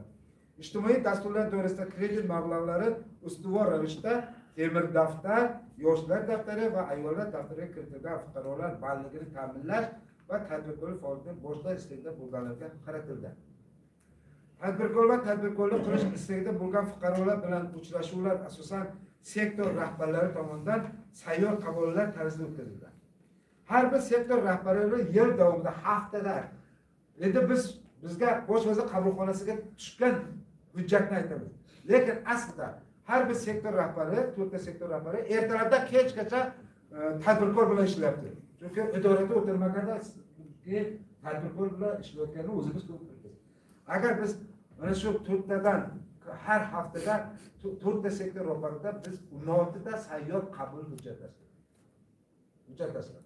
Shu natijasida har bir sektor rahbari yil davomida 48 marotaba jami to'rtta sektorda 192 marotaba sayyor qabul ro'yxatdan o'tgan. Bu bosh vazir qabulxonasi portaliga tushgan. Bu shu portalda bir narsa ahamiyat berishimiz kerakki, biz qilgan hujjat bizni ishimizda xalq qabulxonasidan, bosh vazir qabulxonasidan ishimizda asosan bizda qog'oz gapiradi. Portalda tushgan narsa xalq qabulxonasidagi prezident administratsiyasida, bosh vazir qabulxonasida, vazirlar mahkamasida ko'rinib turadi. Sayyor qabulda 324 ta murojaatlar kelib tushgan bo'lib, shunda 101 tasiga joyda huquqiy tushuncha berilgan, 223 ta murojaat ko'rib chiqish uchun yagona portal orqali tegishli tashkilotga yuborilgan va barqarorish va yangi keng targ'ib qilish maqsadida Sadoy Suq gazetasida 6-sonda, Davr minbari gazetasi 4-sonda, Ma'naviyat gazetasi 15-16-sonda maqolalar chop etilgan. 21-iyulda O'zbekiston radiosi Suq tomonidan tadbirkorlarga berilayotgan imtiyozlar mavzusida davlat suhbati o'tkazildi. Bundan tashqari Suq fodi televideniya orqali 8 marotaba tadbirkorlikni rivojlantirish va uni yuqoriga to'g'risida chiqishlar qilindi. Davlatimiz rahbari tomonidan chiqarilgan farmon va qarorlar hamda har bir sektorda berayotgan topshiriqlarga asosan barcha ijro organlari oldida eng muhim masala bu murojaatlarni o'z muddatida, ya'ni qonun bilan ko'rsatilgan 7 kunlik muddatda ko'rib chiqish va o'z munosabatini yozma ravishda bildirishdan iborat. Bunda bir narsaga ahamiyat berish kerak. Kecha Zoom bo'lib o'tdi. Shu Zoomda Respublika korrupsiyaga qarshi kurash milliy kengash raisi, senat raisi aytib o'tdilar. Korrupsiya nima? Korrupsiya bir faqat pul olib qo'lga tushish emas, aholi murojaatiga e'tibor bermaslik ham korrupsiya. Mansab suiiste'moli ham korrupsiya. Mansab vakolatidan chiqib ketish ham korrupsiya. Demak, biz bitta fuqaroning murojaatini ko'rib chiqmayapmizmi, bunda tashlab qo'yapmizmi? Bu korrupsiya. Bunga qonun oldida javob bo'lishi shart. Kecha mana senat raisi milliy korrupsiyaga qarshi kurashish milliy kengash raisi e'lon qildi. Demak, shundan kelib chiqib, hurmatli o'rtoqlar, hurmatli deputatlar, bir narsaga ahamiyat berishimiz kerak. Tadbirkorlikni rivojlantirish bu milliy darajada ko'tarilgan masala.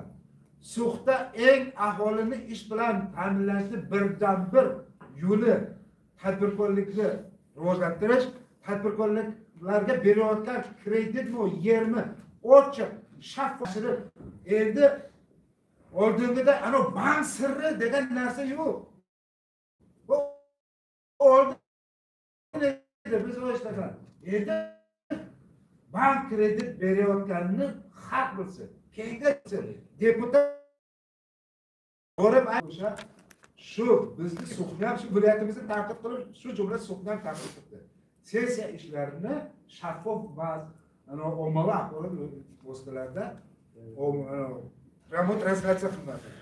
Demak, biz ana shu narsalarni yashirishimiz, tadbirkorlarga qilayotgan imtiyozlarni ko'rsatmasligimiz ham demak, bu ham bir korrupsiya deb hisoblaymiz. Shuning uchun hurmatli o'rtoqlar, endi barchamizning oldimizdagi asosiy masala 2022 hisobot yilida har birimiz bittadan har bir deputat o'zini hududidagi tadbirkorlarga kurator bo'lishi kerak va bizning vazifamiz edi bizni boshimizga bitta narsada hurmat ko'raysiz.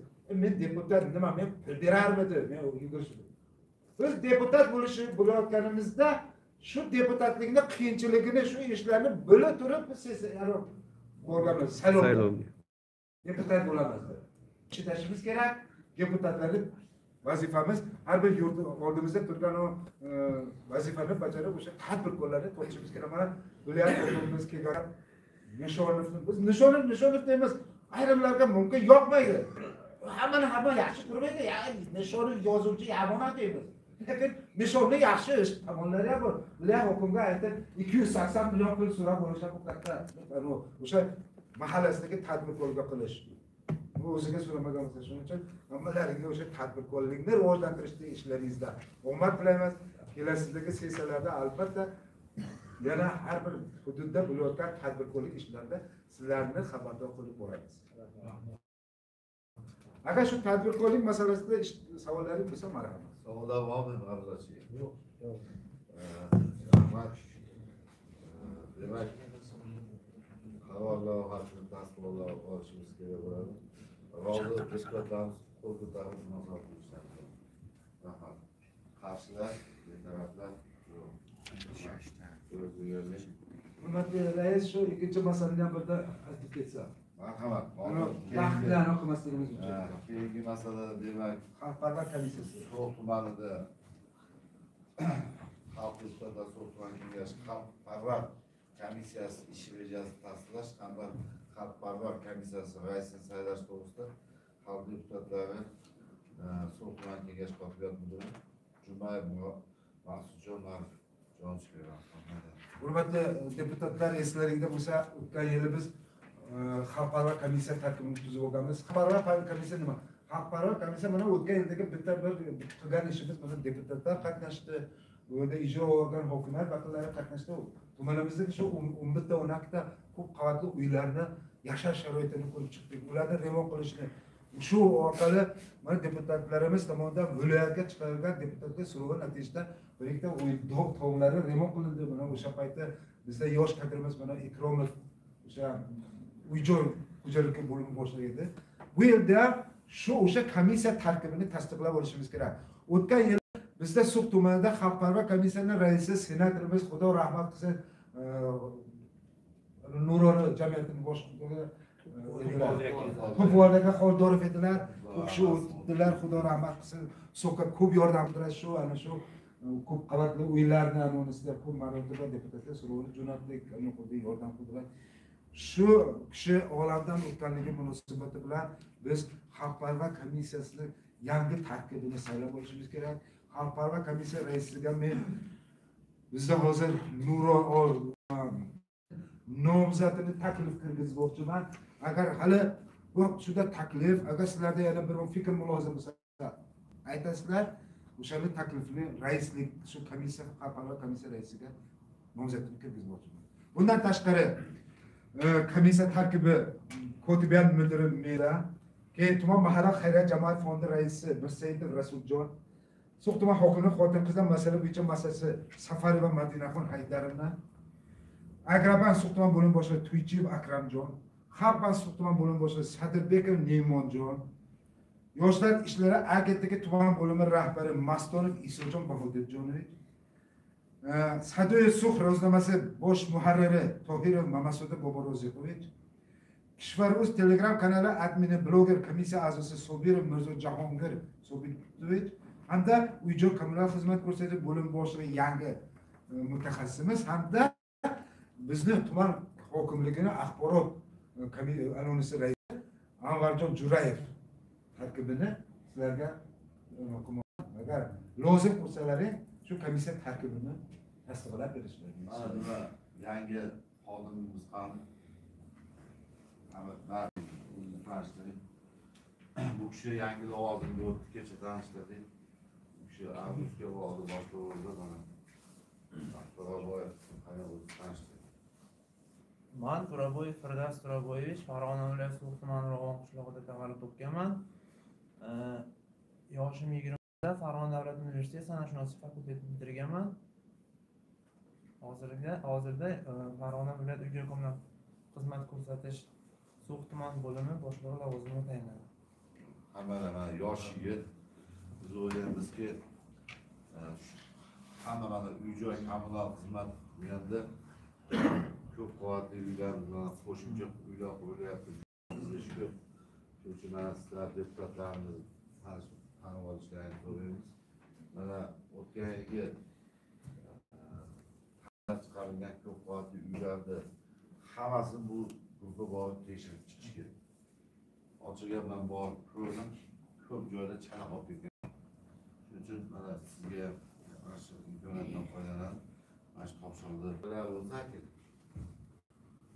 taklif berdi. Yana kimda qo'shimcha yo'q. Taklif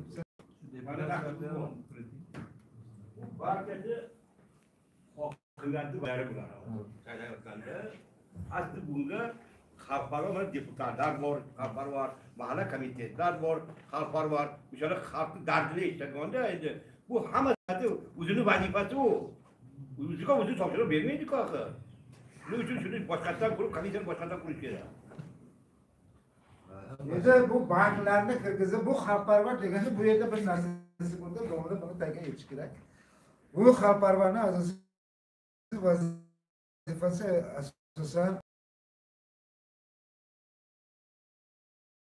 ko'chasga o'rnatish bo'yicha ishchi guruh tarkibi bor. Shoshbola hali bu ikkinchi seriyasi bor bu gapni.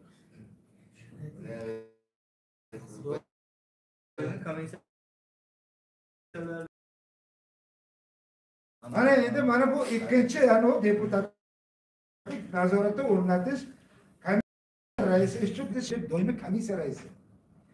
Bu ishchi guruh rais o'rinbosari Mirzoyev Sodiqjon Sobirjonovich hokimni sanoatni rivojlantirish, kapital qurilish, kommunikatsiya va kommunal xo'jaliklar hamda bu непосредственно shu qurilish bo'yicha javob beradigan u inson hokim o'rinbosari, bu komissiya rais o'rinbosari. İşçi guruh a'zolari Qozi Rasulxon Murtazoxonovich bu ham o'rinbosari. Sanoat, transport, qurilish, kommunal xo'jaligi masalalari va aholiga xizmat ko'rsatish bo'yicha doimiy komissiya raisi, ishchi guruh rais o'rinbosari. Endi ana ishchi guruh koti mana Turaboyev yangi ana qo'llanadi. A'zolari Zokirov Alisher Rahmonov qurilish bo'lim boshlig'i. Rahimov Sherzod elektr ta'minoti korxonasi rahbari. Azimbekov Farhod suv ta'minot bo'lim boshlig'i MCJ. Xo'ynazarov Karimjon Davronov hudud gaz suv ta'minot bo'lim boshlig'i. Mirzoyev Habibjon Bobomansurovich avtomobil yo'llari hududi bosh boshlig'i hududi bo'lim boshlig'i. Sherov Abduqodir Rahmonovich aloqa va telekommunikatsiya bog'lanmasi boshlig'i. Sanitariya epidemiologiya o'shashi jamoat salomatlik markazi bosh vrachi Manuchev. Bu hozir Gadoyev edi, bu Manuchev. Ahrori. Moliya bo'lim boshlig'i Zayniddin Iskandarov. 3 ta shirkat raisi va har hududda bo'lgan tuman kengashi deputatlari o'zining hududiga komissiya a'zosi hisoblanadi. Nima uchun biz mana bu Zokirov, Rahimov, Azimbekovni kirgizyapmiz? Ertaga suv bo'lmasa, yo elektr bo'lmasa deputat ketmonni olib yer kovlamaydi-ku. Buni har bir sohani o'zining egasi bo'lishi kerak bu sohada. O'sha hududni deputati o'sha yerda nazorat organi bo'lib, prezidentning oxirgi ana qarorda 22-yil, 26-yil davlat doktrinasi iqtisodiy ijtimoiy rivojlantirish strategiyalarini o'qidilaringmi, hurmatli deputatlar? Nima degan o'shanda? Har bir hududda saylangan tumanmi, shaharmi, viloyat kengashi deputati o'zining hududida o'sha qurilish, montaj, suv, elektr, gaz bo'layotgan hududda nazorat qilish huquqiga ega. Mana bu strategiyada prezidentning qarorida aytilgan. Shuning uchun 22-yil, 26-yilga qabul qilgan strategiyalarni hammalaring yana bir marta o'qib chiqsalaring maqsadga mana Tohirov Nazirjon hamma deputatlarni mana ko'rsatilgan 27 ta deputat o'zining hududida, siz masalan G'aznofda bo'lsangiz, Amirbekov shu yerda bo'lsa, men Rovonda bo'lsam, o'zimizni hududimizda bo'layotgan, saylangan hududimizda bo'layotgan o'sha qurilish ishlariga mas'ul hisoblanamiz. Sakrat sizga eng kuchli mana yo'lda nazorat tushirdilar. Rahmat, savollar bormi? Hurmatli deputatlar, sessiya qatnashchilar, mana ikkita masala bo'yicha bu kishi savol berishdi. Ikki masala bo'yicha mana qarorda tasdiqlash so'ralyapti. Qo'shimchalar, e'tirozlar bormi? Bo'lmasa ovozga qo'yamiz. Rozi deputatlarimiz qo'l ko'tarib masala ishlari so'raydi. Rahmat. Qarshilar, yetarlilar yo'q. Hurmatli deputatlar, hurmatli sessiya qatnashchilari, demak keyingi masala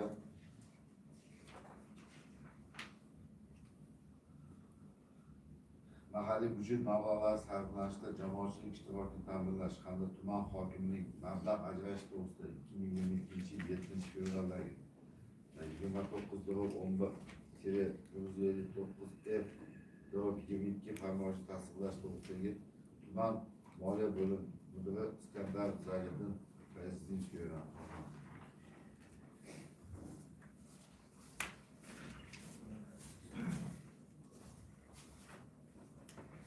Assalomu alaykum.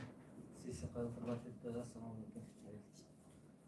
Xabaringiz bor, O'zbekiston Respublikasi Prezidentining 2021-13 byudjet jarayonida fuqarolarni faol ishtirok ta'minlash bo'yicha qo'shimcha chora-tadbirlar to'g'risidagi 50-72 sonli qaror to'g'ri ma'lumot bergan.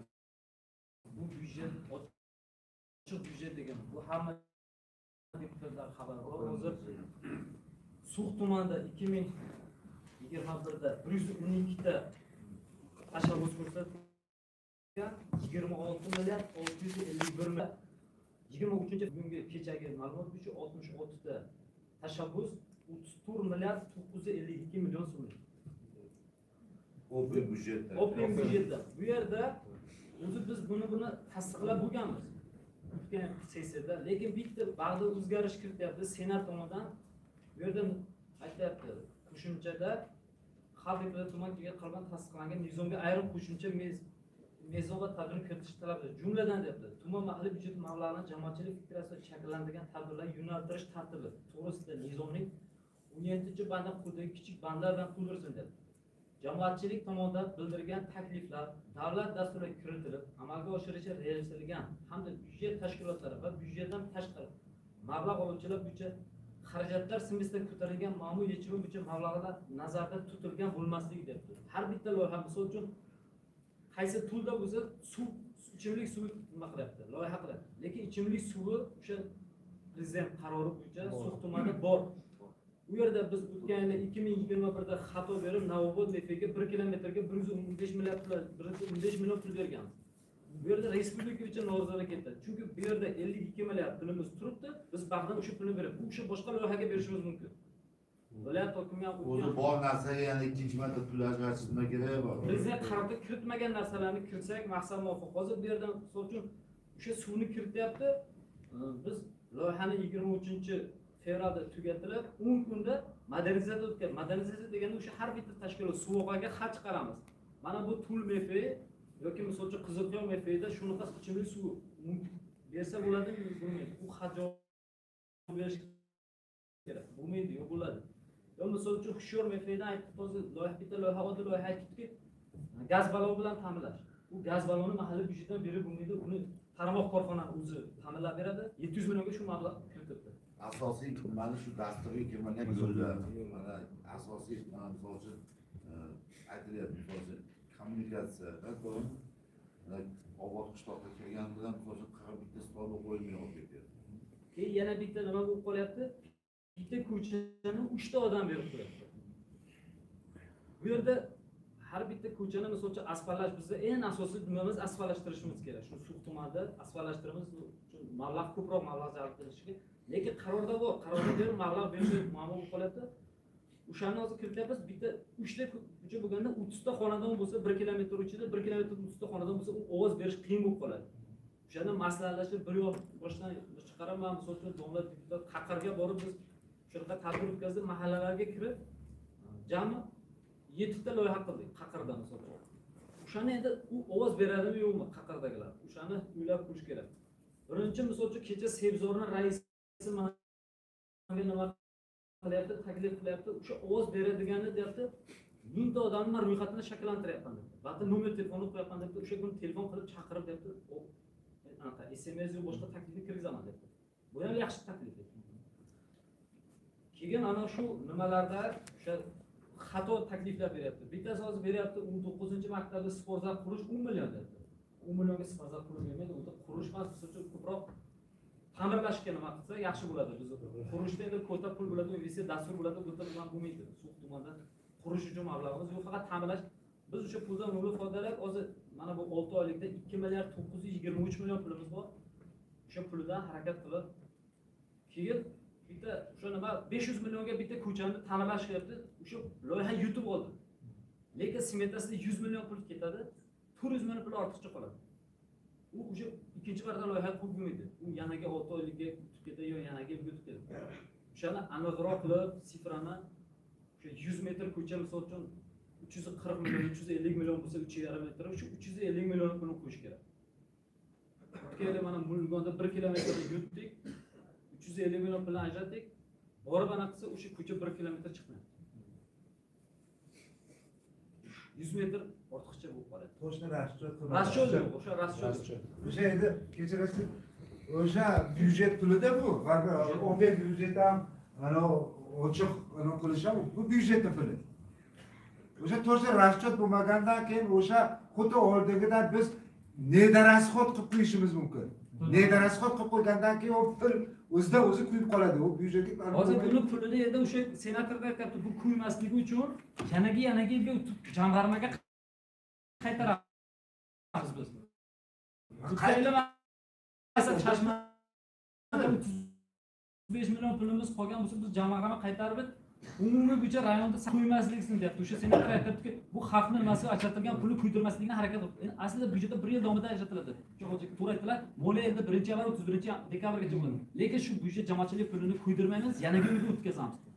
Chunki bu xalqning puli, o'sha xalqqa joylashtirilgan o'sha xalqning puli deb. Lekin bitta narsa o'sha 500 million pul yutib oladi. Endi u 1000 ta ovoz olishi mumkin. Yutib olgandan keyin shu 400 million pul qaysidir mahallani qo'yish mumkin edi o'sha vaqtida. Misol uchun mana mart aprelda bitta mahallani ko'chani asfalt qilish kerak bo'lgan, sho'rniki bo'ladigan bo'lsa, misol uchun Navbod yutib olishi mumkin. 400 million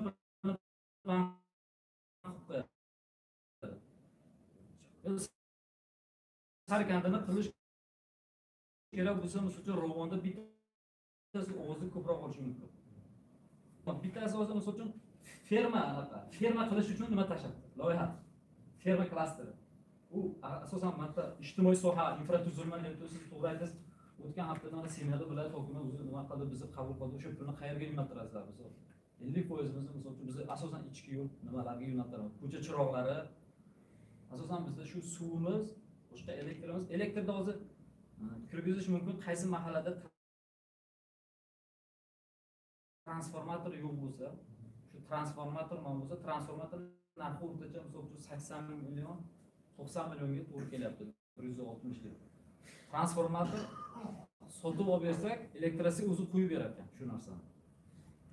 O'sha qaysi mahallada transformator bo'lsa, necha yillarga o'sha ma'lum bo'lsa, o'sha transformatorni qo'yib berishimiz mumkin. Dasturda yo'q bo'lsa, dasturda yo'q bo'lsa, elektrasi o'shaga xulosa beradi.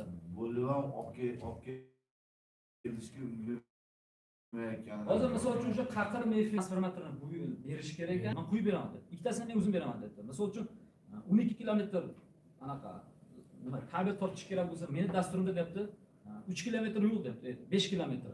7 kilometr berish mumkin dedi. 5 kilometrni u qaqir mefi og'ir hududga tushgan, 5 kilometrni mahalliy byudjetdan olib bersalar bo'ladi. Bizga endi yordam bo'ladi, keyinroq biz yanaga e'lon qilishimiz mumkin deyapti. Biz siz bersangiz tezroq ish bo'ladi. Mana shu yilda puli bo'ladi shu ish deyapti.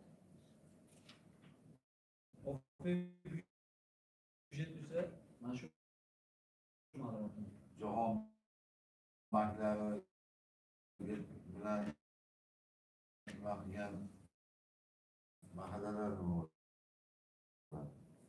O'shalar ham bizda o'sha har bitta tashkilotga xatni tarmoq nimalarga xat beramiz. Bu kelgan haligi 2022 Bu yerda Suq tuman hokimi Hamalova Ma'muraxon Hamalov Erkinjoni Toshkent shahridagi Stel Sintez MCJ degan xususiy klinikada shartnoma olib kelibdi, oyog'ini kesib operatsiya qilishdi. Suvakni o'tib ketganligini olib kelibdi, mana sirojdan o'sha suvakni bu tomonga o'tibdi, o'sha vaziyat og'ir ekan, keyin deputatlardan keyin so'raymiz dedi, hozir ahvoli og'ir, qattiq og'ir azob chekayotgan odam ekan. Keyin shuni kutmaylikda, kutishga vaqt yo'q buni. Hozir 3 kunda ham masalasi hal bo'lib qolishi mumkin. Hayoti bilan bog'liq bo'lganligi uchun nima qilib berdi. keyin Saxovat ko'magi mahalla jamg'armasi Mirsaidov o'sha bildirga kiritgan tuman hokimi nomiga shu tuman hokimi Farg'ona Toshkentgacha nima qilsak, o'shani aytib, sessiya kengashi misol uchun bu hech qachon sudda bo'lmagan, birinchi marta bo'ladi. Saxovat ko'magidan bersa bo'lardi.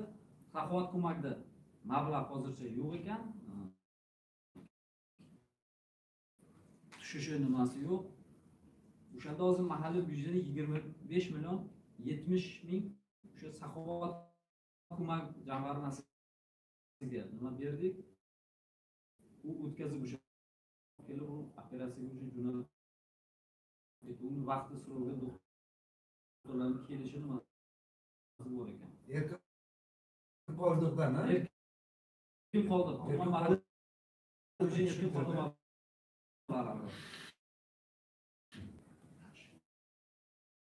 Shu hokimlar shu masala bo'yicha doim bo'lmaydi.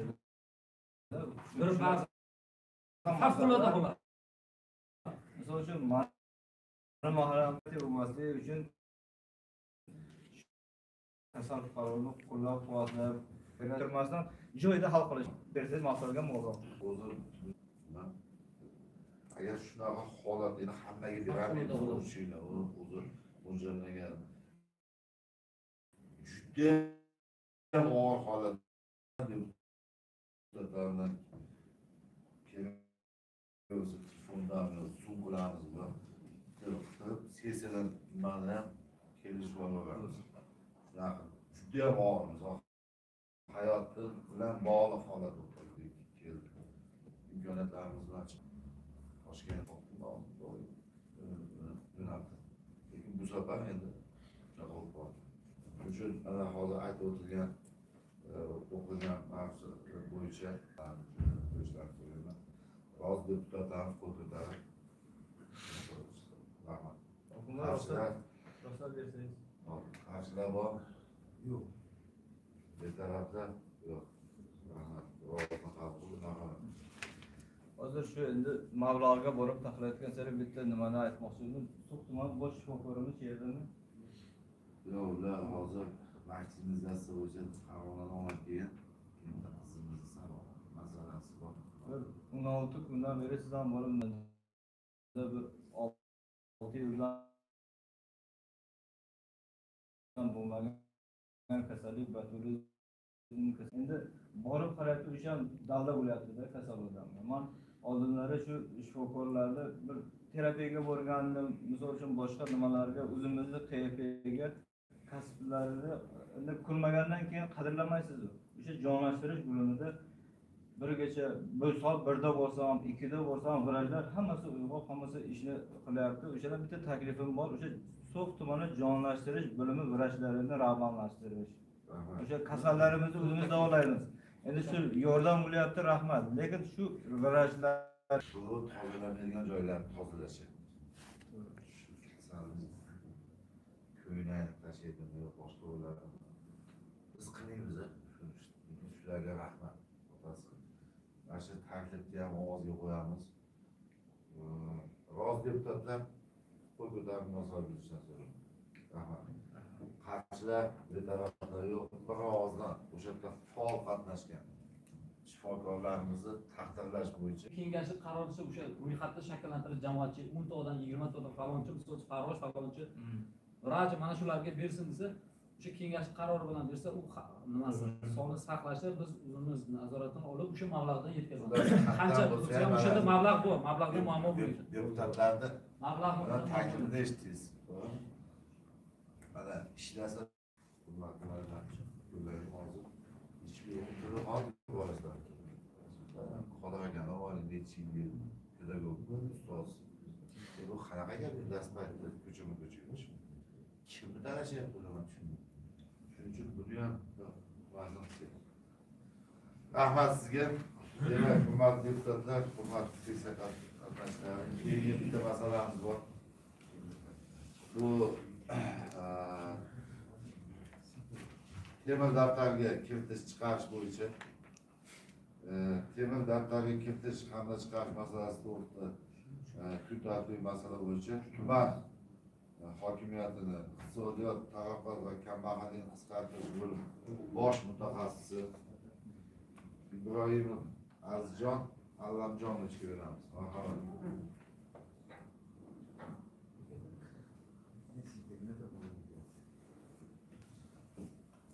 avval